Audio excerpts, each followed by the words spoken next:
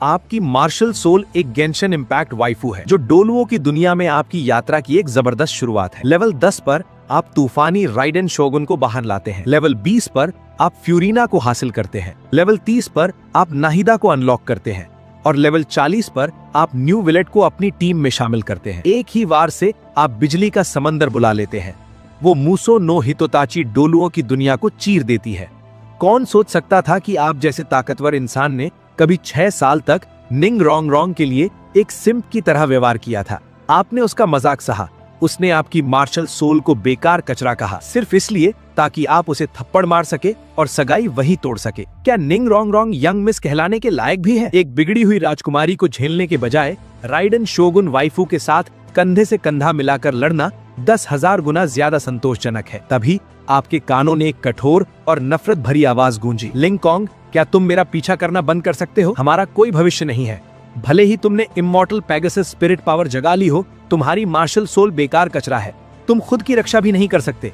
क्या तुम्हें सच में लगता है कि तुम मेरी रक्षा कर सकते हो?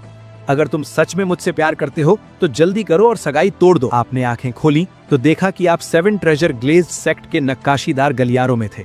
आपके सामने खड़ी युवती जिसने लंबा गाउन पहना था और जिसके चेहरे पर घोर अधीरता के भाव थे, कोई और नहीं बल्कि सेक्ट की सीधी वारिस निंग रोंग रोंग थी। आपके पूर्ववर्ती के दादा एक टाइटल डोलुओ थे जिन्होंने निंग फेंगजी की जान बचाई थी, जिसके कारण दोनों परिवारों के बीच शादी तय हुई थी। 6 साल की उम्र में आपने इमॉर्टल पेगासस स्पिरिट पावर जगाई थी। पूरे सेक्ट को लगा कि एक बेमिसाल जीनियस सामने आया है, लेकिन बाद में पता चला कि आपके परिवार की विरासत में मिली कार्ड आधारित मार्शल सोल बेकार कचरा थी। उसमें स्पिरिट पावर तो थी लेकिन लड़ने की क्षमता 0 थी। तब से निंग रोंग रोंग आपके साथ बहुत रूखे और नफरत भरे अंदाज में पेश आती थी। फिर भी आपका पूर्ववर्ती 6 साल तक उसका समर्पित सिम बना रहा और एक मामूली नौकर की तरह व्यवहार करता रहा। वो बड़ी मुश्किल से लेवल 28 एक ग्रेट स्पिरिट मास्टर तक पहुंचा था, लेकिन उसे बेकार समझकर नजरअंदाज कर दिया गया। उसकी यादें देखने के बाद आपने सोचा, ये तो बेतुका है। एक सिम्प निंग रोंग रोंग बिगड़ी हुई और मनमानी करने वाली लड़की थी, जिसमें ना तो कोई खास खूबसूरती थी और ना ही कोई ताकत। वो तो आपकी गेंशिन वाली वाइफू के जूते बांधने के लायक भी नहीं थी। जब आप मन ही मन ये सब सोच रहे थे, तभी अचानक आपके दिमाग में एक मशीनी आवाज गूंजी। डिंग! होस्ट को Genshin level up and गाचा system से जुड़ने पर बधाई। मौजूदा कल्टीवेशन का पता चला। Level 28 great spirit master. पहले ड्रॉ की शर्तें पूरी हो गई। कैरेक्टर कार्ड निकाला जा रहा है। डिंग! होस्ट को 5 स्टार कैरेक्टर राइडेन शोगुन मिलने पर बधाई। बैंगनी बिजली से चमकता हुआ एक कार्ड अचानक आपकी हथेली में प्रकट हुआ। कार्ड पर बैंगनी बालों वाली एक लड़की हाथ में तलवार लिए खड़ी थी, जिसमें एक शाही और बर्फीली खूबसूरती झलक रही थी। तभी आपकी आंखों के सामने एक पारदर्शी सिस्टम इंटरफेस उभर आया। होस्ट लिंग कॉन्ग। Cultivation level 28 great spirit master. Martial soul. Cards Genshin Impact gacha pool से जुड़ा हुआ। मिला हुआ कार्ड राइडेन शोगुन। आपकी आंखें चमक उठी। एक बेकार मार्शल सोल? बिल्कुल नहीं, ये तो सुपर गॉड लेवल का मार्शल सोल था। खुद राइडेन शोगुन, वो इलेक्ट्रो आर्कॉन थी जो मूसो नो हितोताची से आसमान को चीरने की ताकत रखती थी। 7 ट्रेजर ग्लेज्ड सेक्ट को तो भूल ही जाइए। एक बार जब आपका लेवल बढ़ गया तो उसके तलवार के वार से पूरा डोलुओ कॉन्टिनेंट कांप उठेगा। और निंग रोंग रोंग, वो तो एक बार मुड़कर देखने लायक भी नहीं थी। आपने सामने खड़ी निंग रोंग रोंग की ओर देखा। वो अभी भी इंतजार कर रही थी कि आप उसके पीछे जाएं और उसे मनाएं, लेकिन आपके मन में उसके लिए सिर्फ नफरत थी। पहले आप उसे बहुत मानते थे, लेकिन अब आपकी नजर में वो राइडेन शोगुन के एक बाल के बराबर भी नहीं थी। बढ़िया, क्या वो हर दिन सगाई तोड़ने की उम्मीद नहीं कर रही थी? आप उसकी इच्छा पूरी कर देते। आप उसकी ओर बढ़े। निंग रोंग रोंग पास ही नखरे दिखा रही थी, इस बात से चिढ़कर कि आपने अब तक उसका पीछा नहीं किया था।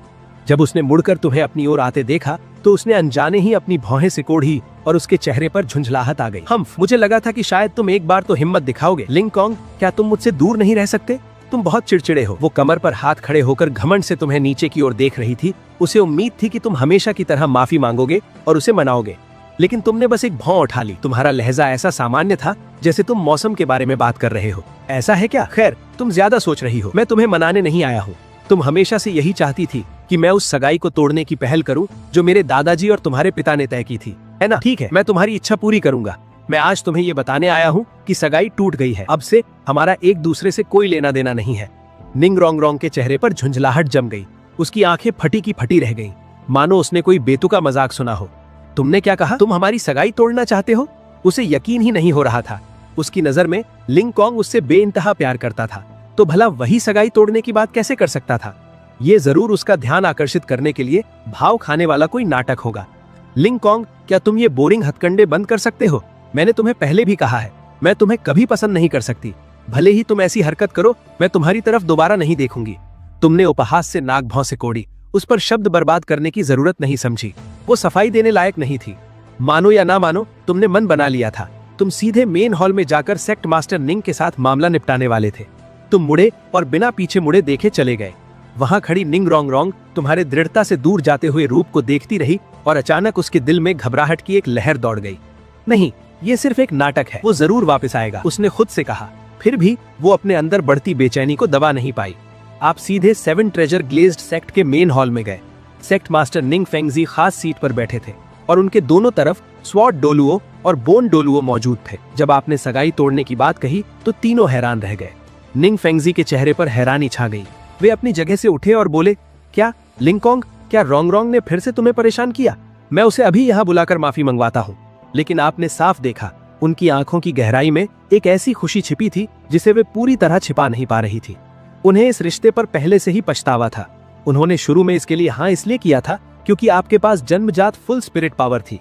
लेकिन अब जब आपके मार्शल स्पिरिट को बेकार माना जाने लगा था तो वो अपनी प्यारी बेटी की शादी आपसे बिल्कुल नहीं होने देना चाहती थी। पुराने एहसानों की वजह से वे खुद सगाई नहीं तोड़ना चाहती थी। इसलिए उन्होंने निंग रोंगरोंग को आपके साथ बुरा व्यवहार करने दिया ताकि आप ही खुद इस बारे में बात करें। बाहर से विनम्र दिखते हुए भी मन ही मन आप मुस्कुराए। इसकी जरूरत नहीं है सेक्ट मास्टर।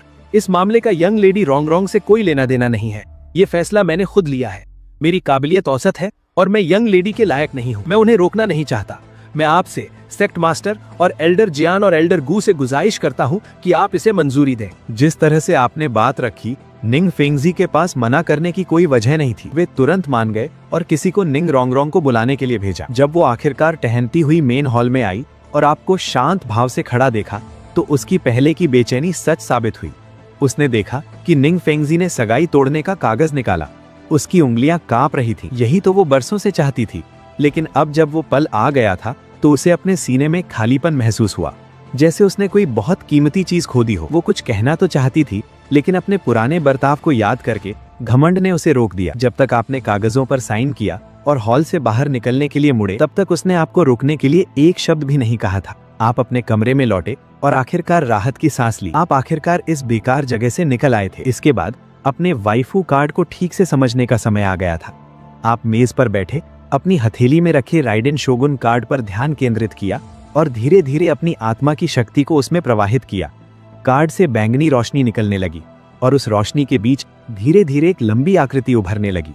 उसके लंबे गहरे बैंगनी बाल एक मोटी चोटी में गुंथे हुए थे जो उसकी पीठ पर नीचे तक लटक रहे थे। उसकी बैंगनी आंखें तीखी लेकिन प्रभावशाली थीं और एक आंख के कोने के नीचे बने सुंदरता के निशान ने उसके आकर्षण को और बढ़ा दिया था। उसने बैंगनी पैटर्न वाला एक छोटा किमोनो पहना था जिसका कॉलर उसके कंधों से ढीला होकर खिसक रहा था, जबकि ग्रेडियंट बैंगनी स्टॉकिंग्स उसके सीधे पतले पैरों पर कसे हुए थे। वहां खड़े होकर उसमें बिजली पर नियंत्रण रखने वाले व्यक्ति का शाही आभा मंडल था। फिर भी उसमें एक ऐसा मनमोहक आकर्षण था जिसने आपकी सांसें रोक दी। वो गेम में तो शानदार थी ही, लेकिन उसे असल में देखने का असर दोगुना था। उसका रूप, उसकी काया, निंग रोंगरोंग भला उसका मुकाबला कैसे कर सकती थी? बिना विजन के एलिमेंटल शक्ति का उपयोग करने की क्षमता। दिलचस्प, राइडेन शोगुन धीरे से बोली। उसकी आवाज शांत थी और उसमें थोड़ी परखने वाली भावना थी। इस दुनिया के बारे में बुनियादी जानकारी उसके दिमाग में भर गई और उसकी नजर थोड़ी बदल गई, जैसे वो गहरी सोच में डूबी हुई। आप जानते थे कि आपके सामने खड़ी आकृति ई द्वारा बनाई गई कठपुतली शोगुन थी, जबकि असली राइडेन चेतना की गहराई में सो रही थी। वो आपकी ओर मुड़ी। उसकी आंखों की गंभीरता थोड़ी कम हो गई। यात्री, बहुत समय हो गया। आपके गले में गांठ सी लग गई, लेकिन आप मुस्कुराए और मजाक में कहा, मेरी प्यारी पत्नी। राइडेन शोगुन के चेहरे पर कोई भाव नहीं था। फिर भी उसने संबोधन का खंडन नहीं किया। उसने बस शांति से अपनी नजर हटा ली। आपको कोई जल्दी नहीं थी, आगे बहुत समय था। आपने सिस्टम की जांच की और पाया कि कार्ड आधारित मार्शल सोल के 3 अलग अलग उपयोग थे। पहला था कैरेक्टर के शरीर में बदलना और लड़ाई में उनकी शक्ति का उपयोग करना। दूसरा था कार्ड के साथ जुड़ना, जिससे आप अपना शरीर बनाए रखते हुए उनकी क्षमताएं प्राप्त कर सकें। तीसरा था कैरेक्टर को सीधे बुलाना ताकि वो एक टीम के रूप में आपके साथ लड़ सके। आसान शब्दों में कहें तो आप खुद जबरदस्त मूव्स इस्तेमाल कर सकते थे और ग्रुप लड़ाई के लिए अपनी पत्नियों को भी साथ ला सकते थे। ये बहुत ही संतोषजनक सेटअप था। जब आप खुशी खुशी इन फीचर्स को देख रहे थे, तभी जोरदार आवाज के साथ दरवाजा खुला। निंग रोंगरोंग अंदर भागी उसकी आंखें लाल थीं। वो पूछना चाहती थी कि तुमने सगाई क्यों तोड़ी, लेकिन जैसे ही उसकी नजर कमरे में मौजूद राइडेन शोगुन पर पड़ी, वो पूरी तरह से जम गई। इतनी खूबसूरत औरत कैसे हो सकती है? चाहे उसका रूप हो, उसका फिगर हो या उसका शाही अंदाज हो, उसने हर मामले में उसे पीछे छोड़ दिया था। राइडेन शोगुन के सामने खड़े होकर उसे लगा कि वो बस एक कच्ची सी लड़की है। यहाँ तक कि उसके 7 ट्रेजर ग्लेज्ड टाइल सेट के कपड़े भी अचानक थोड़े भद्दे लगने लगे। जबरदस्त जज्बे में बहकर उसने तुम्हारी तरफ उंगली उठाई। उसकी आवाज रोने जैसी हो गई थी। लिंग कॉन्ग, तुमने ऐसा कैसे किया? क्या तुमने नहीं कहा था कि तुम मुझसे प्यार करते हो? ये औरत कौन है? क्या तुम पहले से ही उसके साथ थे?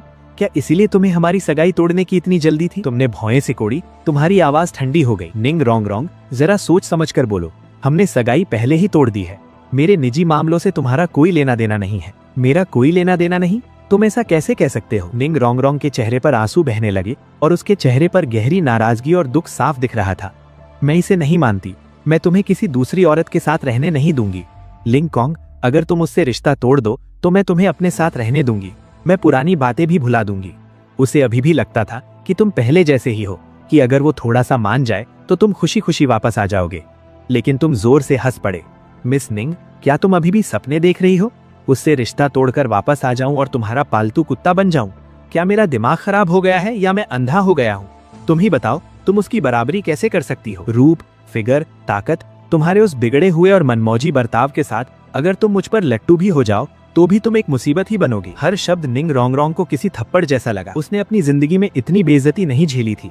फिर भी तुम्हारे बगल में खड़ी शांत, शानदार और ऊंचे दर्जे की राइडेन शोगुन को देखकर वो विरोध में एक शब्द भी नहीं बोल पाई। तुम हद कर रहे हो। निंग रोंग रोंग ने पैर पटका। निकल जाओ, 7 ट्रेजर ग्लेज्ड सेक्ट से निकल जाओ। मैं तुम्हें दोबारा कभी नहीं देखना चाहती। तुम बेकार की स्पिरिट वाले निकम्मे इंसान हो।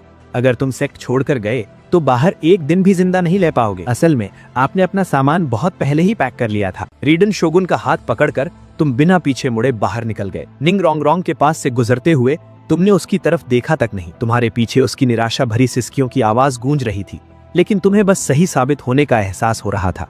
6 साल तक गिड़गिड़ाने से मिली बेइज्जती का बदला आखिरकार ब्याज समेत मिल गया था। सेक्ट से निकलकर तुम राइडेन शोगुन को सीधे सनसेट फॉरेस्ट ले गए, जो स्पिरिट बीस्ट का सबसे नजदीकी ठिकाना था और उसकी शक्ति को आजमाने के लिए एकदम सही जगह। एक सोच के साथ तुमने कार्ड फ्यूजन मोड एक्टिवेट कर लिया। राइडेन शोगुन का कार्ड बिजली की एक कौंध में बदल गया और तुम्हारे शरीर में समा गया। तुरंत ही तुम्हारे चारों ओर बिजली की तेज लहरें दौड़ने लगी और तुम्हारे पैरों के नीचे से 2 पीली स्पिरिट रिंग्स ऊपर उठी। ये सिस्टम द्वारा बनाई गई मायावी छवियां थीं, ताकि किसी का ध्यान न जाए। तुम साफ महसूस कर सकते थे कि तुम्हारा शरीर बिजली की शक्ति से भरा हुआ है। अल्टीमेट आर्ट, मुसोउ शिनसेत्सु। अब तबाही का पल। तुम धीरे से चिल्लाए। जैसे ही तुमने अपना हाथ उठाया, बिजली की अनगिनत लहरें तेजी से एक जगह जमा होने लगी और बिजली से घिरी मुसोउ इशिन तलवार हवा में प्रकट हो गई। आपने आगे की ओर वार किया और बिजली का एक भयानक सैलाब तेजी से बाहर की ओर फैल गया। आपकी ओर तेजी से बढ़ रहे कई सेंचुरी लेवल के स्पिरिट बीस्ट को चीखने चिल्लाने का मौका भी नहीं मिला और वे तुरंत जलकर राख हो गए। जब बिजली का असर कम हुआ तो जमीन पर एक गहरा निशान रह गया, जिसमें अभी भी बिजली की चिंगारियां कड़कड़ा रही थी। आपने अपनी मुट्ठी भींची और जबरदस्त उत्साह महसूस किया। लेवल 28 के ग्रेट स्पिरिट मास्टर होने के बावजूद आप स्पिरिट किंग जैसी ताकत वाला हमला करने में सक्षम थे। अगर ये बात बाहर फैल जाती तो पूरा डुओलो कॉन्टिनेंट हैरान रह जाता। जन्मजात पूरी स्पिरिट पावर, सेराफिम वंश, आपकी प्राइमोर्डियल स्पिरिट पत्नी के सामने ये सब फीके पड़ जाते। जैसे ही आप अपनी दूसरी स्किल्स को आजमाने की तैयारी कर रहे थे, दूर से जबरदस्त लड़ाई की आवाजें सुनाई दी।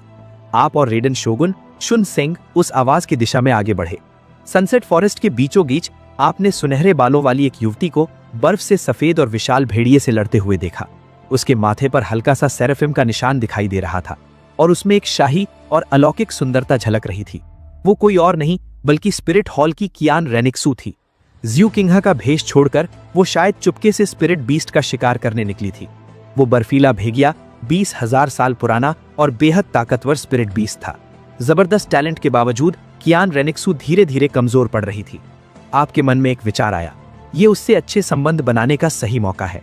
7 ट्रेजर ग्लेज्ड टाइल सेक्ट शायद बाद में आपके लिए मुश्किलें खड़ी कर सकता था, इसलिए कियान रेनिक्सू से दोस्ती करने पर आपको एक अतिरिक्त बढ़त मिल जाती। बिना एक पल की देरी किए आपने अपना सबसे शक्तिशाली हमला मुसोउ नो हितोताची किया। आसमान से जबरदस्त बिजली गिरी और उसने एकदम सटीक निशाने के साथ बर्फीले भेड़िए पर प्रहार किया।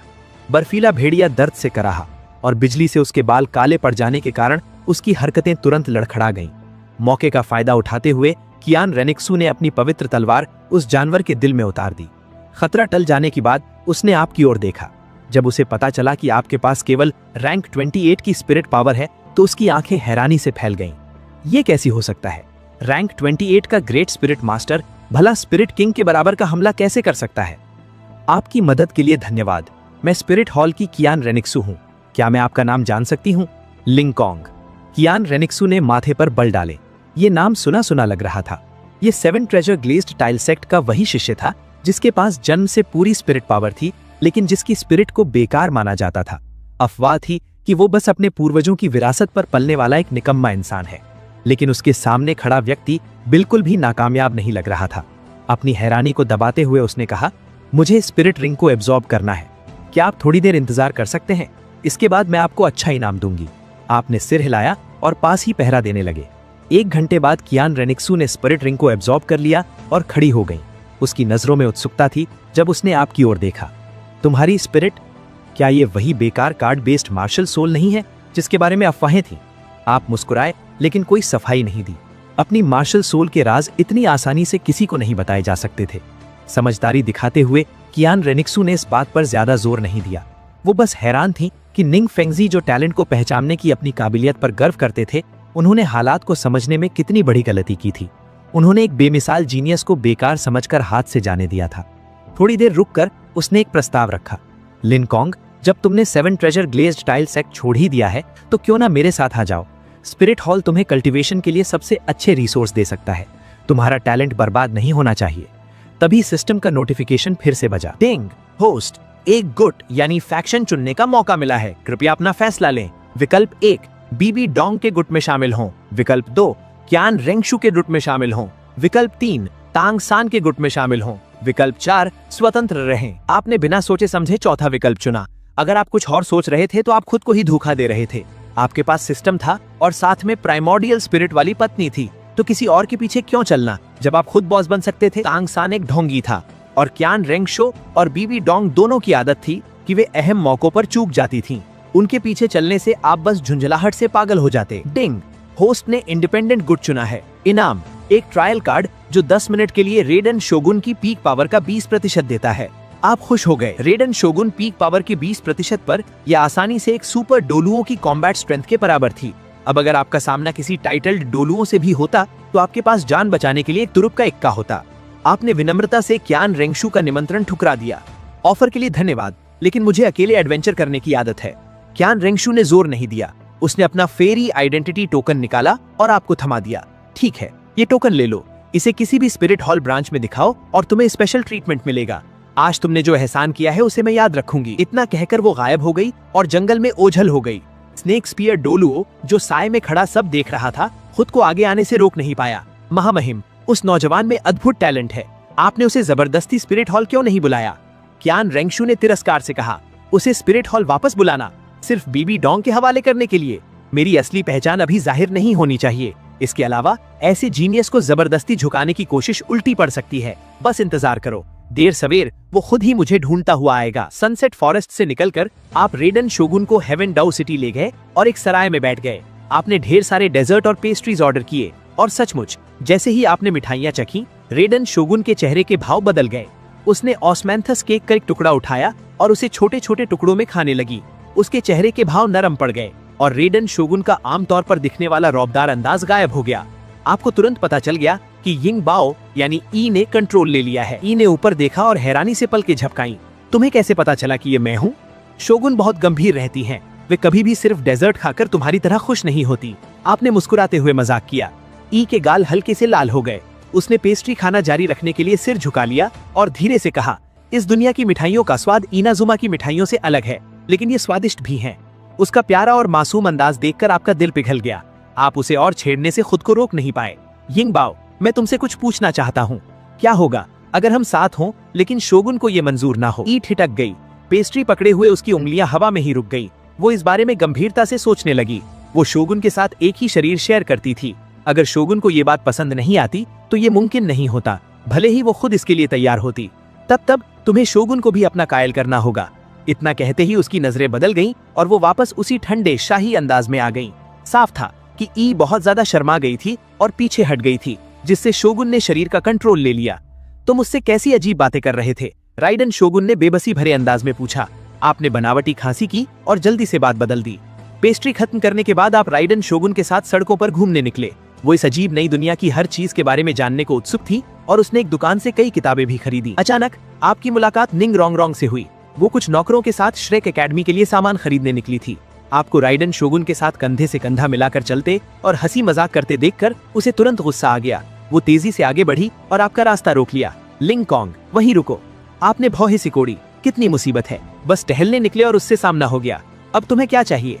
निंग रोंगरोंग ने अपनी ठुड्डी ऊपर उठाई और एक बिगड़ी हुई अमीर लड़की जैसा नखरा दिखाया। मैंने सोच लिया है, मैं अब पुरानी बातों का बुरा नहीं मानूंगी। मेरे साथ 7 treasure glazed site tile sect चलो और हम अपनी सगाई फिर से शुरू करेंगे। उसने ऐसे बात की जैसे तुम्हें माफ करना कोई बहुत बड़ा एहसान हो। तुम्हें इतना गुस्सा आया कि हंसी छूट गई। निंग रोंगरोंग, क्या तुम्हारा दिमाग खराब हो गया है? सगाई मैंने तोड़ी थी, तुमने मुझे नहीं छोड़ा था, और अब तुम इसे फिर से शुरू करना चाहती हो? अगर तुम घुटने टेक कर मुझसे भीख भी मांगो तब भी शायद मैं ना मानूं। गुस्से से निंग रोंगरोंग का चेहरा पीला पड़ गया।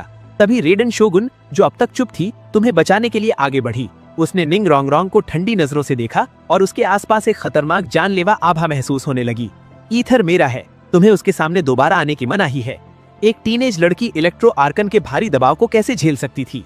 निंग रोंगरोंग के पूरे शरीर में सिहरन दौड़ गई, जैसे कोई पुराना खूंखार जानवर उसका पीछा कर रहा हो। रेडन शोगुन की ठंडी नजरों का सामना करते ही वो अचानक डर के मारे कांपने लगी। उसके घुटने जवाब दे गए और वो जमीन पर गिरकर रोने लगी। वाह, तुम लोग मुझे परेशान कर रहे हो।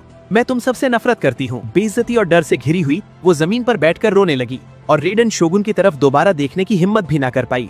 तुमने उस पर और ध्यान देना जरूरी नहीं समझा। आप रेडन शोगुन का हाथ पकड़कर जाने के लिए मुड़ गए।